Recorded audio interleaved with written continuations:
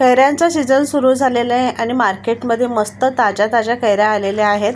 तर आज मी बनवणार आहे तुमच्यासाठी खास मालवणी पद्धतीचे कैरीची आमटी, त्याला तोराची आमटी सुद्धा म्हणतात। कसं करायचं चला बघूयात आपण पुढे व्हिडिओमध्ये। इथे मी अशा कैऱ्या घेतलेल्या आहेत छोट्या, त्याचा आपण डेट कट करून घेऊया।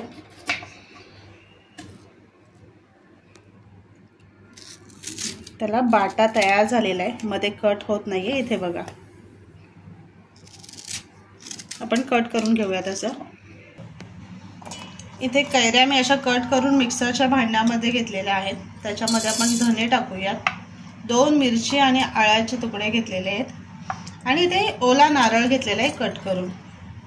त्याच्यामध्ये आपल्याला भरपूर सारी कोथिंबीर टाकायची आहे आणि हे मी मिक्सरला वाटून घेते। इथे काय कढईमध्ये तेल घेऊन तेल गरम करून घ्यायचं आपल्याला। बारीक कट करून घेतलेला लसूण आणि आपल्याला कढीपत्ता टाकायचा आहे।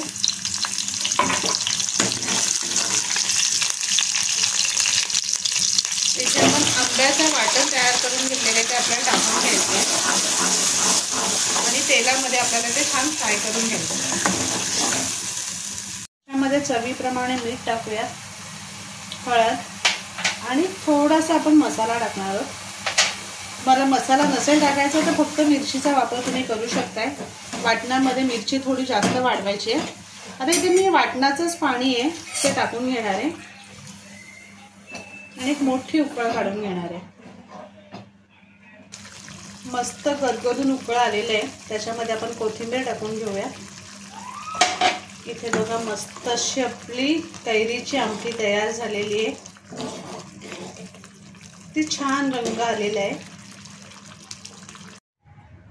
गरमागरम भात आणि आपली कैरीची आमटी खूप मस्त लागते।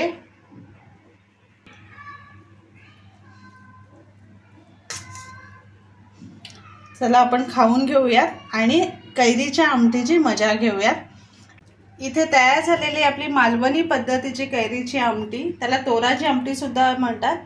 तर असेच आपले नवनवीन व्हिडिओ बघण्यासाठी व्हिडिओला लाईक करा, शेअर करा आणि सबस्क्राईब करा। चला तर भेटूयात आपण पुढच्या व्हिडिओमध्ये।